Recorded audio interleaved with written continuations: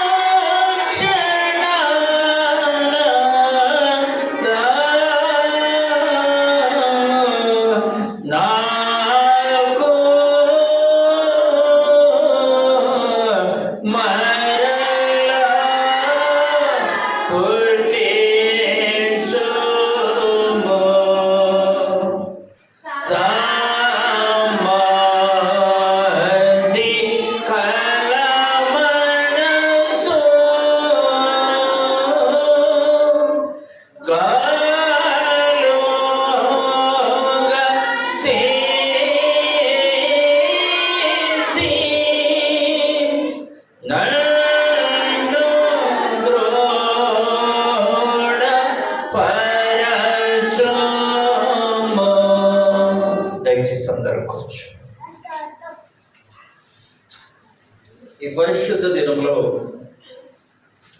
దేవుడు మనకిచ్చిన వాక్య భాగము దేవుడు చెప్పిన 10వ ప్రార్థన, దేవుడు తెలియజేసిన 10వ ప్రార్థన. చూడండి, దేవుని యొక్క పరిశుద్ధ గ్రంథంలో మనం చూస్తే లూకా సువార్త 9వ అధ్యాయము 18వ వచనం. లూకా సువార్త 9:18. ఒకప్పుడు ఆయన ఒంటరిగా ప్రార్థన చేయించుండగా, ఈరోజు దేవుడు మనకు తెలియజేసిన లేక దేవుడు చెప్పిన 10వ ప్రార్థన ఏంటంటే ఒంటరి ప్రార్థన. చెప్పాలి అందరూ, ఏ ప్రార్థన? ఒంటరిగా చేసే ప్రార్థన, ఒంటరి ప్రార్థన. ఇది ప్రతి ప్రార్థనాపరుడు లేక ప్రతి రక్షింపబడిన వ్యక్తి లేక ప్రభువు నమ్ముకున్న ప్రతి వ్యక్తి జీవితంలో ఈ ప్రార్థన ఉంటుంది, ఒంటరి ప్రార్థన. చూడండి, ప్రభువాడంట, యేసుక్రీస్తు ప్రభువారు ఒంటరిగా ప్రార్థన చేశాడు. ఎలా చేశాడు చెప్పడమ్మా? ఒంటరిగా ప్రార్థన. ఒంటరి ప్రార్థనలో అనేక విషయాలు చెప్పుకుంటాం మనం ప్రభువుతో. ఒంటరిగా ప్రార్థించేటప్పుడు నీ హృదయంలో ఉన్న బాధంతా, భారమంతా నీ దేవునికి అప్పగించుకుంటా, నీ దేవుని చేతులకు అప్పగించుకుంటా. ఎందుకంటే ప్రార్థించేటప్పుడు ఒంటరిగా నీవు ఆయన మాత్రమే ఉంటారు, మరెవరూ ఉండరు. మరెవరు ఉన్నారు. కాబట్టి ఈ ఒంటరి ప్రార్థన చాలా గొప్ప ఆశీర్వాదాలు తీసుకొస్తుంది. ఈ ఒంటరి ప్రార్థనలో గొప్ప జవాబును కూడా పొందుకుంటాం. పరిశుద్ధ గ్రంథమైన బైబిల్లో కొంతమంది భక్తులు ఒంటరి ప్రార్థన చేశారు. యేసు ప్రభు వారు చేశారు, మనము చేయాలి, భక్తులు కూడా చేశారు. పేతురు రాసిన మొదటి పత్రిక 2వ అధ్యాయం 21వ వచనం. మొదటి పేతురు 2:21. క్రీస్తు కూడా మీ కొరకు బాధపడి మీరు తన అడుగు జాడల యందు నడుచుకున్నట్లు మీకు మాదిరి వచ్చిపోయాడు. మనకు మాదిరి యేసుక్రీస్తు ప్రభు. ఎవరమ్మ మాదిరి? యేసుక్రీస్తు ప్రభు. ఈ లోకంలో నువ్వు ఎవరిని మాదిరి పెట్టుకున్నా నీకు క్షేమం కాదు, కానీ యేసు ప్రభుని నీవు మాదిరిగా ఉంచుకోవాలి. ఆ మాదిరి ఏంటి చేశాడు ప్రభు? ఒంటరిగా ప్రార్థన చేశాడు. మీరు గమనించాలి బాగా, ఒంటరి ప్రార్థన చేసేటప్పుడు సమయం ఉండదు. ఎంత సమయమైనా చేస్తూనే ఉంటాం, ఎంత సమయమైన ప్రభుతో గడుపుతూనే ఉంటాం. ఒంటరి ప్రార్థనలో ఉన్న ప్రత్యేకత గమనించండి. కొంతమంది అందరిలో ప్రార్థించేటప్పుడు ఎక్కువ సమయం ప్రార్థన చేస్తారు. అలాంటి వ్యక్తులు ఒంటరిగా ప్రార్థించేటప్పుడు తక్కువ సమయము ప్రార్థన చేస్తారు. ఎప్పుడైనా మనం 10 మందిలో లేక 100 మందిలో లేక గుంపులో ప్రార్థన చేయవలసి వస్తే క్లుప్తంగా చేయాలి. అంటే కొద్దిగా ప్రాముఖ్యమైన విషయాలే ప్రార్థన చేయాలి. అంతేగాని నీవు ఒంటరిగా ఏకాంతంగా ప్రార్థించేటప్పుడు ఎక్కువ సమయము అనేక విషయాలు ప్రార్థన చేయాలి. ఇప్పుడు చూడండి, మనం సంఘమంతట్లో నేను ఎప్పుడైనా ప్రార్థన చేసేటప్పుడు పెళ్లి కావలసిన వారి కొరకు ఇక్కడ చేయను. నాకు తెలిసి ఎవరికి పెళ్లి కావాలో సంఘం, వాళ్ళ కొరకు నేను ప్రత్యేకంగా నా వ్యక్తిగత ఒంటరి ప్రార్థనలో జ్ఞాపకం చేసుకుంటాను. అలాగే కొన్ని కుటుంబాలు భయంకరమైన శోధనలు ఉన్నాయి. ఆ కుటుంబాల గురించి ఇక్కడ చేయలేదు, వాళ్ళ పేర్లు చెప్పి. అదే నేను ఒంటరిగా ప్రార్థించేటప్పుడు వాళ్ళ పేర్లతో సహా దేవుని సన్నిధిలో ఎత్తి పట్టుకొని వారి కొరకు ప్రార్థన చేస్తాను.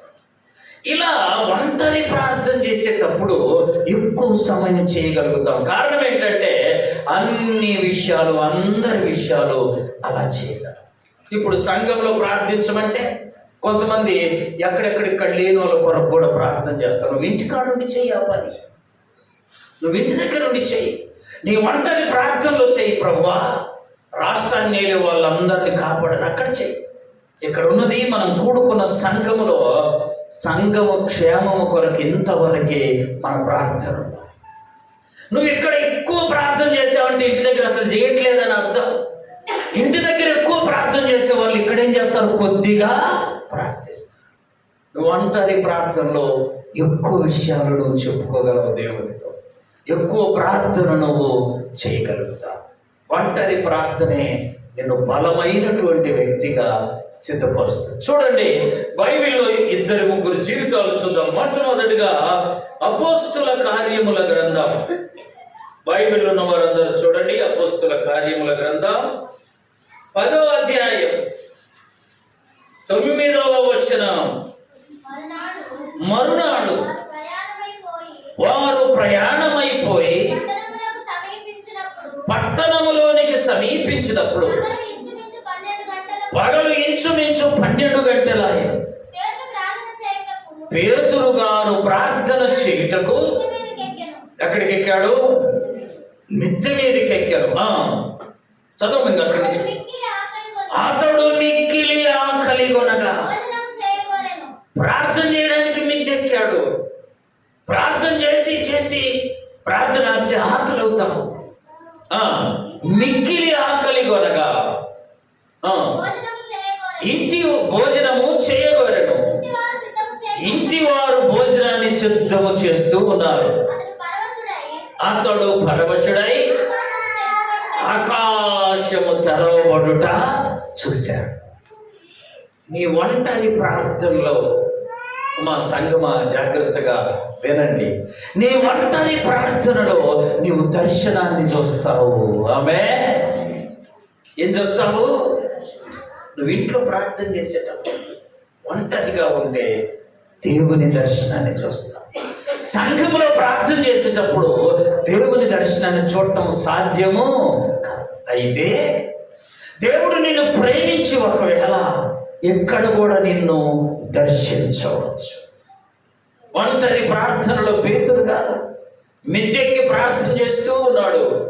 ప్రార్థన చేసి ప్రార్థన ఆపగానే ఆకలి అవుతావు.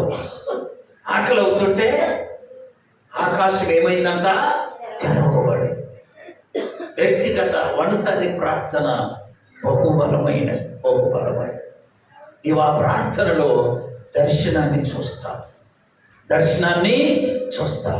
ఏమైందా దర్శనములో? ఆకాశము తెరవబడి 4 చెంగుల పట్టి విప్పబడిన ఒక పెద్ద దుప్పటి వంటిదొకటి కనబడింది.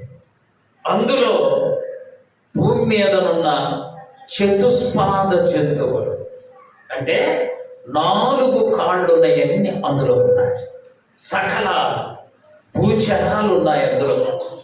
దేవుడు ఆకాశము నుండి చెప్తున్నాడు, పేతురు నీవు లేచి వాటిని చంపుకొని తిను. ఏమేమున్నాయి అందులో? మిడతలు, పక్షులు అన్నీ ఉన్నాయి. దేవుడు ఏం చెప్పాడు? వాటిని చంపుకొని తినమన్నాడు. పేతురు గారు అంటున్నాడు, అయ్యా నేను ఇట్లాంటి ఎప్పుడూ తినలేదు.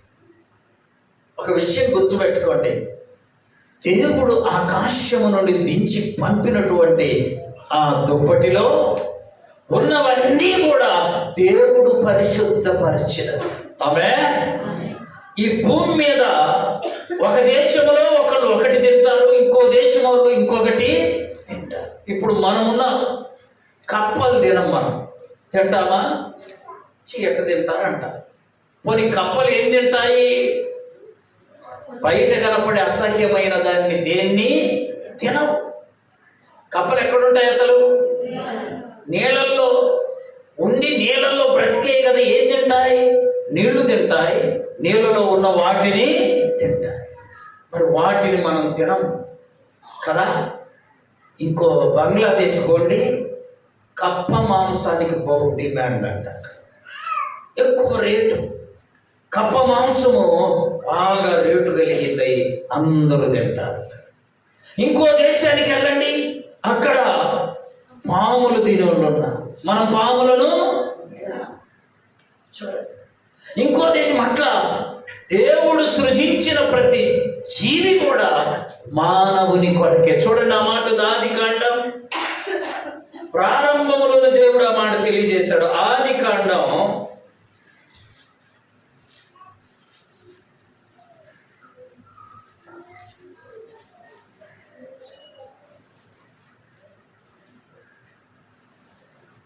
2వ అధ్యాయం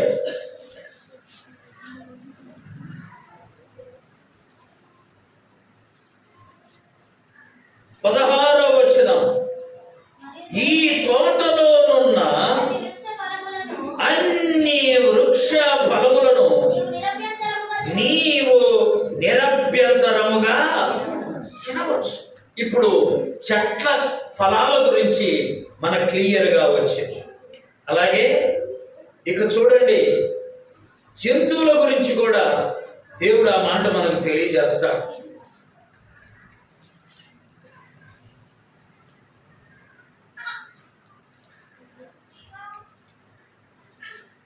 తొమ్మిదవ అధ్యాయము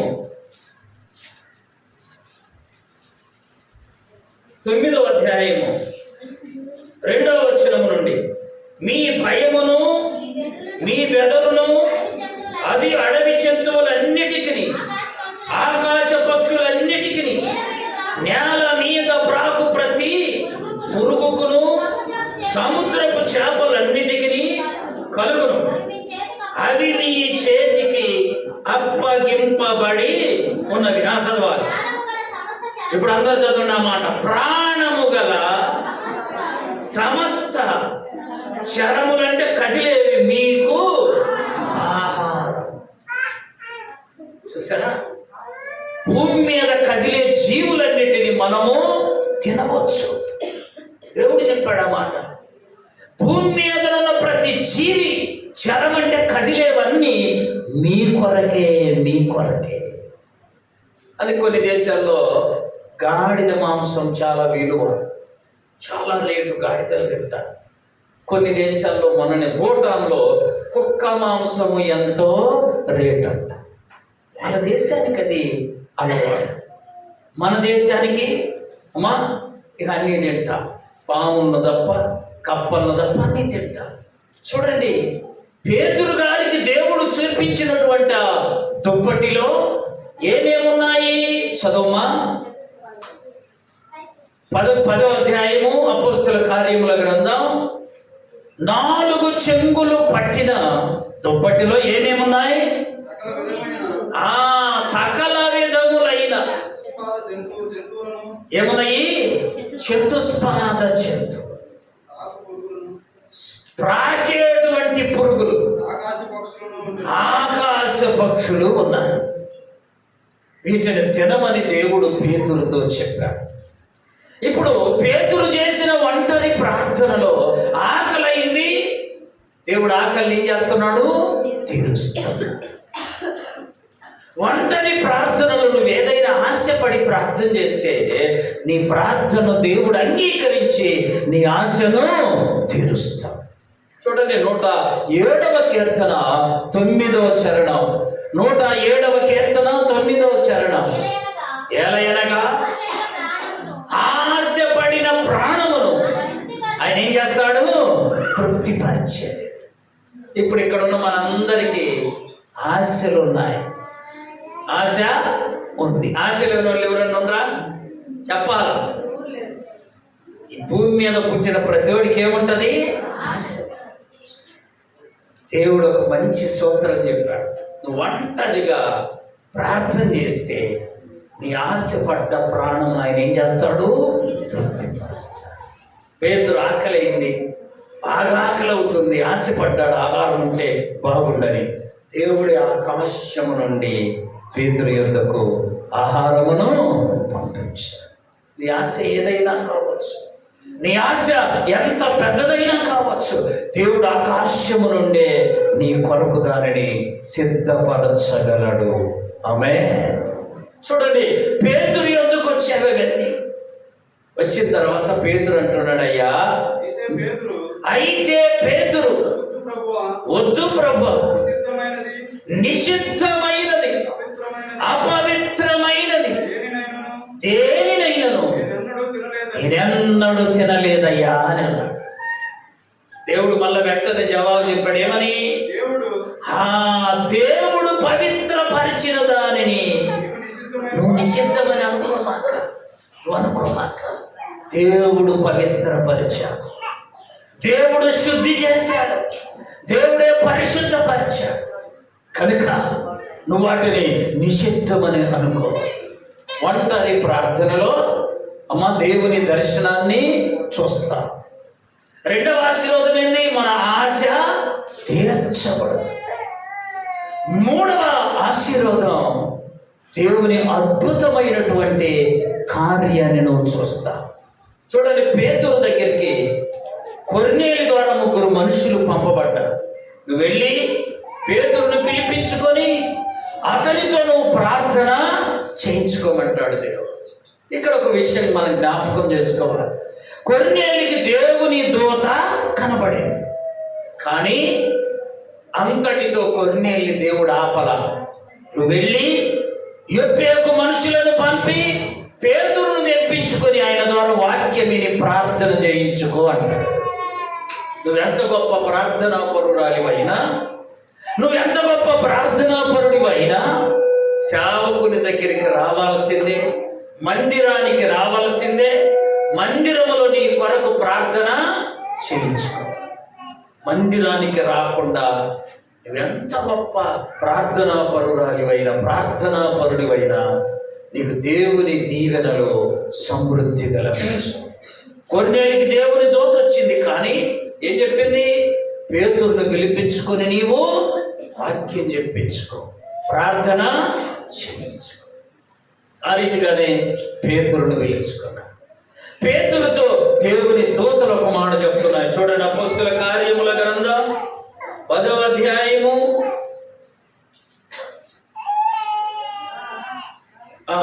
19వ వచనం. పేతురు ఆ దర్శనము గూర్చి యోచించుచూ ఉండగా ఆత్మ, ఇదిగో ముగ్గురు మనుషులు నిన్ను వెదకుచూ ఉన్నారు. నీవు లేచి కిందకు దిగి అనుమానించకుండా వారితో కూడా. ఇక్కడ 2 విషయాలు గుర్తుపెట్టుకోవాలి.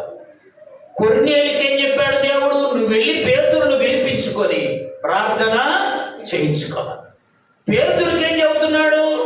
నీ కొరకు ముగ్గురు మనుషులు వచ్చారయ్యా, వాళ్ళతో వెళ్ళి కొర్నేలికి ప్రార్థన చేయమని. అర్థం చేసుకోండి, కొర్నేలి సంగతి పేతురుకు చెప్పాడు దేవుడు, పేతురు సంగతి కొర్నేలికి చెప్పాడు. చూడండి, కాబట్టి ఒకరికి చెప్పి ఒకరికి ఆగల దేవుడు, ఇరువురికి తెలియచేశాడు. అప్పుడు పేతురు వెళ్ళి కొర్నేలి ఇంట వాక్యం చెప్పి ప్రార్థన చేసి వాళ్ళకి బాప్తిస్మము ఇచ్చాడు. కాబట్టి మనము ప్రభు సన్నిధిలో ప్రార్థిస్తున్నప్పుడు ప్రభువు మనతో మాట్లాడాలి. ఆ విషయాలను సంఘ కాపరి ద్వారా కూడా దేవుడు బలపరుస్తాడు, ధృవపరుస్తాడు. సంఘ కాపరికి కూడా దేవుడు ప్రత్యక్షపరుస్తాడు. చూడండి, పేతురుకు తెలియజేశాడు, అలాగే కొర్నేలికి కూడా తెలియజేశాడు. పేతురు వ్యక్తిగత ప్రార్థనలో దేవుని దర్శనాన్ని చూశాడు. అంతేకాదు, దేవుని యొక్క ఆశ తీర్చగలిగిన సామర్థ్యాన్ని చూశాడు. తన ప్రార్థనకు అద్భుతమైన జవాబును చూశాడు. గుర్తుపెట్టుకోవాలి, మన ప్రార్థనలో ఒంటరి ప్రార్థన ఎక్కువ సమయము దేవునితో గడిపి చెయ్యవలసిన వారమై ఉన్నాము. ఆమేన్. ఆ ప్రార్థన నీకు ఏమేం చేస్తుంది? నీ ఆశను తీరుస్తుంది. దేవుని యొక్క దర్శనాన్ని పొందుకుంటా. నీ జీవితంలోని అద్భుత కార్యాన్ని నువ్వు కన్నులారా చూస్తా. ఇది పేతురు గారి ఒంటరి ప్రార్థనలో ఉన్న గొప్ప సత్యం. ఇంకొక ఆయన చూద్దాం. పరిశుద్ధ గ్రంథమైన బైబిల్లో చూడండి, రాజులు మొదటి గ్రంథం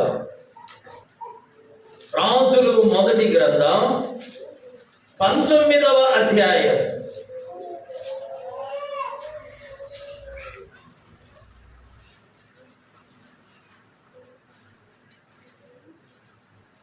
రాజులు మొదటి గ్రంథం 19వ అధ్యాయం చూడండి, 3వ వచనం నుండి. కాబట్టి అతడు ఈ సమాచారము తెలుసుకొని లేచి తన ప్రాణమును కాపాడుకొనుటకై పోయి యోదా సంబంధమైన బెయేర్షెబాకు చేరి అచ్చట ఉండమని తన దాసునితో చెప్పి దిన ప్రయాణం అడవిలోకి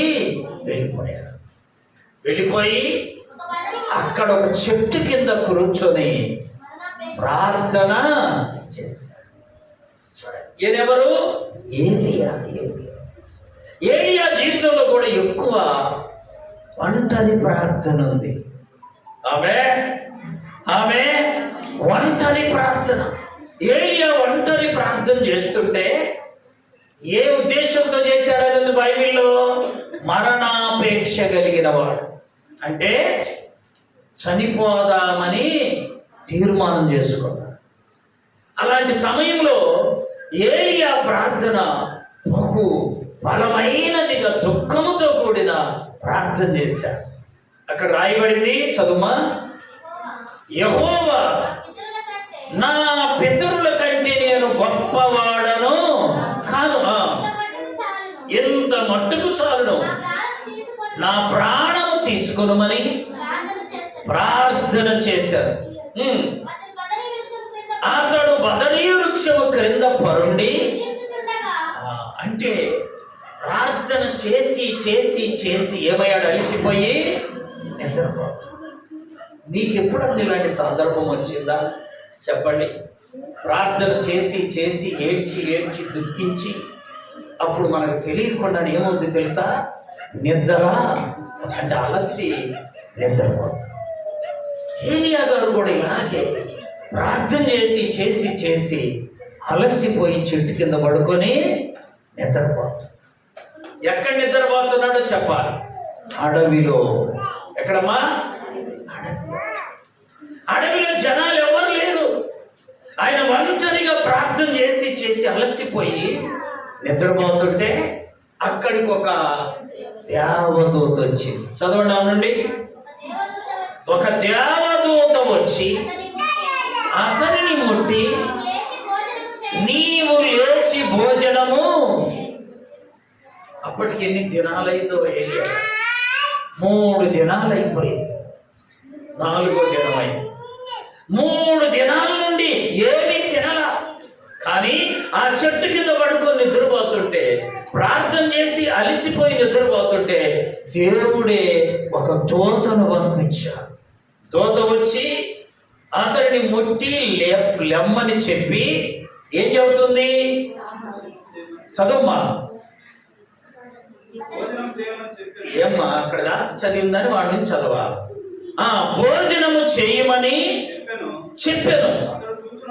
అతడు చూచునంతలో తల దగ్గర రొట్టె నీళ్ళు ఉన్నాయి. అడవిలో రొట్టె ఎక్కడ వచ్చింది? ఇప్పుడే మనం చెప్పుకున్నాం. ఒంటరి ప్రార్థనలో ఆశపడ్డ ప్రాణమును దేవుడు తృప్తిపరుస్తాడు. అక్కడ పేతురుకు కావలసిన ఆహారాన్ని పంపించిన దేవుడే ఇక్కడ ఏలియా కూడా ఆహారమును పంపించాడు. ఏలియా లేచి చూడగానే ఏం కనపడిందంట? రొట్టె నీళ్ళు.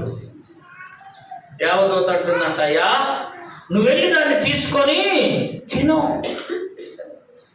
చూసా, ఏలియాకు వాస్తవంగా అక్కడ ఆహారం పెట్టడానికి ఎవరు లేరు. ఎందుకనేది అడవి, అరణ్యం. ఒంటరి ప్రార్థనలో ఏలియా కూడా తన ఆశను తీర్చే దేవుణ్ణి చూశాడు. రెండవదిగా చూడండి, ఇంకా చదువు అక్కడ నుండి. అయితే యెహోవా దూత రెండో మారు వచ్చి, అంటే మొదట ఆహారం తిని ఏలియా కూడా ఏం చేస్తున్నాడు? మళ్ళా పట్టుకొని మనిషి స్వభావం ఎలాంటిదంటే నిద్రపోతాం. ఆ నిద్ర ఎప్పుడు వస్తుంది? కడుపు నిండిన. కడుపు కాలితే నిద్ర. అందుకు మన పితరులు ఉపవాస ప్రార్థనని పెట్టారు. ఎందుకని? తినకుండా వస్తే ఎక్కువ సమయము ప్రార్థన చేస్తారు. అయితే పేరుకు ఉపవాస ప్రార్థన అని చెప్పి కొంతమంది తిని కూడా వస్తారు. తెలిసిపోద్ది ఇక్కడ తిన్నోళ్ళు ఎవరా, తినని వాళ్ళు. తిన్నోళ్ళకేమి ఇక్కడికి రాగానే ఏమొచ్చింది? నిద్ర వస్తుంది, డౌట్ లేదు. తినని వాళ్ళకు నిద్ర. ఇక్కడ కూడా ఏలియా గారు భోంచేసి మరలా పడుకొని నిద్రపోతుంది. ఇది మనిషి యొక్క స్వభావం. నువ్వెంత గొప్ప ప్రార్థనాపరుడు అయినా మానవుని స్వభావం మనలో ఉండదు. ఏలియా గారు కూడా భోజనం చేశాడు, మళ్ళీ ఏం చేస్తున్నాడు? పడుకొని. దేవుడు ఊరుకోవాల. మరలా వచ్చి ఏలియాను లేపి ఏమంటున్నాడో తెలుసా? నీ శక్తికి మించిన ప్రయాణం నీకు సిద్ధమైంది కాబట్టి మళ్ళా లేచి ఆశపడ్డ ప్రాణములను చెప్పాలి తృప్తిపరిచే. నీకు ఏదైనా ఆశ ఉంటే గుంపులో చేయమన్న ప్రార్థన, ఒంటరిగా ప్రార్థన చేయి. నీ ఆశను దేవుడు ఏం చేస్తాడు? తీరుస్తాడు. నీకేదైనా ఒక అద్భుతం చూడాలని, దేవుని దర్శనాన్ని చూడాలనే మనసు, కోరిక, ఆలోచన నీకు ఉందనుకో, నువ్వేం చేయాలో తెలుసా? గుంపులో ప్రార్థన చేస్తే అది సాధ్యము. ఒంటరిగా ప్రార్థన చేయాలి. ఒంటరిగా ప్రార్థన చేస్తే నీ జీవితంలో నీవు అద్భుతాన్ని చూస్తా. ఆకాశము తెరవబడుట చూస్తా. నీ ఆకలిని తీర్చే సహాయం పరలోకము నుండి దేవుడే నీ కొరకు పంపిస్తాడు. ఏలియా లేచి ఆహారం తిని పడుకుంటే దేవుని దూత చెట్టుంది, నీకు శక్తికి మించిన ప్రయాణం సిద్ధపరచబడింది, నువ్వులే ఆహారం తిను. ఏలియా జీవితంలో ఒంటరి ప్రార్థన అద్భుతాన్ని నీకు నాకు దేవుని బిడ్డలందరికీ ఒంటరి ప్రార్థన ఉండాలి, గుర్తుపెట్టుకోవాలి. ఒక్కళ్ళము ప్రార్థిస్తూ ఉంటే దేవుని సన్నిధిని నువ్వు చూస్తావు, దేవుని దర్శనాన్ని నువ్వు చూస్తావు, దేవుని యొక్క అద్భుతమైనటువంటి కార్యాన్ని నీ కన్నులతో నీవు చూస్తావు. ఏలియా అక్కడి నుండి బయలుదేరి ఎక్కడికి వెళ్ళాడో తెలుసా? హోరేబునకు. చూడండి, ఆ మాట ఉంది, అదే అధ్యాయము. ఆ భోజనపు బలము చేత 40 రాత్రింబగళ్ళు ప్రయాణం చేసి దేవుని పర్వతమని పేరు పెట్టబడిన హోరేబునకు. నువ్వు నేను పరలోకం చేరాలంటే, ప్రభు సన్నిధిలో చేరాలంటే, సియోనును చేరుకోవాలి అంటే నువ్వు నేను ఒంటరి ప్రార్థన చేయాలి. ఒంటరిగా నువ్వు ప్రార్థన చేయాలి, జంటగా కాదండి, ఒంటరిగా ప్రార్థన చేయాలి. అప్పుడు నీవు పరలోకపు దర్శనాన్ని చూస్తావు, ప్రభు యొక్క నీ ఆశను తీర్చేటువంటి స్థితిని నువ్వు చూడగలుగుతావు. అందుకనే భార్య భర్తలిద్దరూ కలిసి ప్రార్థన చేయాలి. చెప్పాలి, ఎవరికి వాళ్లకు చెప్పండి, ఒంటరిగా కూడా ఇద్దరు కలిసి ప్రార్థన చేయాలి, విడివిడిగా ఒంటరిగా ప్రార్థన చేయాలి. ఒంటరి ప్రార్థన ఉంది, కుటుంబ ప్రార్థన కూడా. నీ ఒంటరిగా ప్రార్థించకపోతే నీ ఆశ తీర్చబడదు. ఆశ తీర్చబడే వరకు ప్రభువును ఒంటరిగా ప్రార్థించాలి. మూడో వ్యక్తిని చూస్తాం. చూడండి, ఆదికాండం 24వ అధ్యాయం 63వ వచనం. మహేష్ చదువుతాం. ఆదికాండం 24వ అధ్యాయం 63వ వచనం. చదువయ్యా. నిన్న సాయంకాలమా ఏమనుంది? సాయంకాలమున ఇస్సాకు పొలములో చదువుమా ధ్యానింప బయలు వెళ్ళి. చూసాడా? ఇస్సాకు అంటే ఎక్కడికి వెళ్ళాడు? మా పొలానికి వెళ్ళి ఒంటరిగా ప్రార్థన చేస్తాడు. చూసారా అమ్మా? అవతలేమో పెళ్లి కూతురు వస్తుంది, ఇక్కడ ఏం చేస్తున్నాడు చెప్పాలి. ఎవడి భూమి మీద చేసి ఉండడు. అసలు పెళ్ళి అవుతుంటేనే ప్రార్థన చేయండి. నాకు పెళ్ళి అవుతుంది, నాకు ఎంత రందో కదా, అది అయిందాక ఎంత రందో, ప్రార్థన అసలు పట్టనే పట్ట. ఇస్సాకు ఏం చేశాడో తెలుసా అమ్మా? పెళ్లి కుమార్తె తరలి వస్తుంది, ఏమేం చేస్తున్నాడు? పొలంలోకి వెళ్ళి ఎంత ప్రార్థనా పరుడు, ఒంటరిగా వెళ్ళి పొలములో ప్రార్థన చేస్తున్నాడు. నువ్వెప్పుడన్నా పొలంలోకి వెళ్ళి ఒంటరిగా కూర్చొని ప్రార్థన చేసావా? అద్భుతాన్ని చూశాడు అక్కడ ఇస్సాకు. చదవండి, అక్కడ ఏముంది? రిబ్కా. దానికంటే ముందు బయలు వెళ్ళి కన్నులెత్తి చూచినప్పుడు ఏమొచ్చాయి? ఒంటెలు వచ్చాయి. ఏం మోసుకొచ్చాయి? పెండ్లి కుమార్తెను మోసుకొచ్చాయి. నీకు కూడా దేవుడు నీ ఇంటికి మోసుకొచ్చి ఆశీర్వాదాలు నీకు ఇవ్వాలంటే నువ్వు ఒంటరిగా పొలంలో ఏం చేయాలి? ప్రార్థన చేయాలి. పొలంకి ఎక్కడ పోదాం అనుకున్నావా? దేవుని దైవులు అందరికి ఇప్పుడు విద్యలు వచ్చాయి, భవంతులు వచ్చాయి, బిల్డింగులు వచ్చాయి. పైకి వెళ్ళి చెప్పాలి. ఏ పైకి? మిద్దె మీదకి వెళ్ళి వ్యక్తిగతంగా ఒంటరిగా ఏం చేయాలి? ఆ పని చేయట్లా. మిద్దె మీదకి వెళ్ళి మా ఏంటిది ఒకటి వచ్చింది సైతాను గాడు. ఏంటది? చెల్లు పెడితే మళ్ళా అన్నం తిందు రమ్మని పిలిచిందాక మాట్లాడటమే. మిద్దె మీద అందరు ఇప్పుడు అలాంటి కార్యాలు చేస్తున్నారు. ఇస్సాకు ఏం చేశాడో తెలుసా? పొలంలోకి వెళ్ళి ప్రార్థన చేశాడు. నీకు నాకు దేవుడు పొలంలోకి వెళ్ళి ప్రార్థించేటువంటి అవకాశం ఒకవేళ లేకపోతే, దేవుడు నీకు ఇల్లు ఇచ్చాడు కదా, మిద్దె మీదకి వెళ్ళి నువ్వేం చేయొచ్చు? పేతురు వలె ప్రార్థన, ఒంటరిగా ప్రార్థన.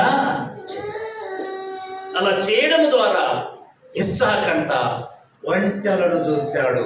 ఒంటెల మీనేమొచ్చింది? ఆయనకు దేవుడు సిద్ధపరిచిన భార్య వచ్చింది. నీకు దేవుడు సిద్ధపరిచింది నీ ఇంటికి రావాలంటే, దేవుడు నీ కొరకు సిద్ధపరిచింది నీ యొద్దకు రావాలంటే, నువ్వు కూడా ఒంటరిగా ఏం చేయాలి? ప్రార్థన చేయాలి. గుర్తుపెట్టుకోవాలి. ఒంటరి ప్రార్థనలో అంత గొప్ప ఆశీర్వాదం, అంత గొప్ప దీవెన, అంత గొప్ప ధన్యతను పొందుకుంటాం. అంతేకాదండి, దేవుని దర్శనాన్ని చూస్తాం. దేవుని దర్శనాన్ని పేతురు చూశాడు, ఏలియా కూడా చూశాడు. తుదకి ఎక్కడికి చేరాడు ఏలియా? హోరేబు అనగా దేవుని పర్వతం. మనమందరం ఎక్కడికి చేరాలి? దేవుని నివాసమైన సియోనుకు చేరాలి.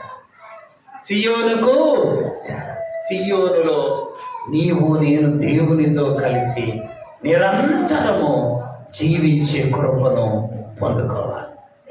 చెప్పండి, ఇప్పుడు ఇంట్లో అందరు కూర్చొని ప్రార్థన చేశారు, మంచిదే, అనుభవం ఉంది, మంచిదే.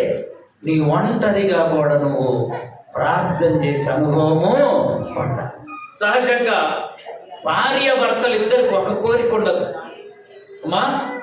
కొంతమందికి భార్య భర్తలు ఇద్దరికి కొన్ని విషయాల్లో ఒకే అభిప్రాయం ఉన్నా అన్ని విషయాల్లో ఒకే అభిప్రాయము ఉండదు. కాబట్టి నీవు ఆయన కలిసి ప్రార్థించాలి. మీరిరువురు ఒకరికొకరు వేరుగా ఉండి ఒంటరి ప్రార్థన చేయాలి. కాబట్టి నా ఒంటరి ప్రార్థన దేవుని యొక్క దర్శనాన్ని చూస్తాం, దేవుని యొక్క ఆశీర్వాదాలు పొందుకుంటా. నీకు కావలసిన దానిని దేవుని ద్వారా పొందుకుంటా.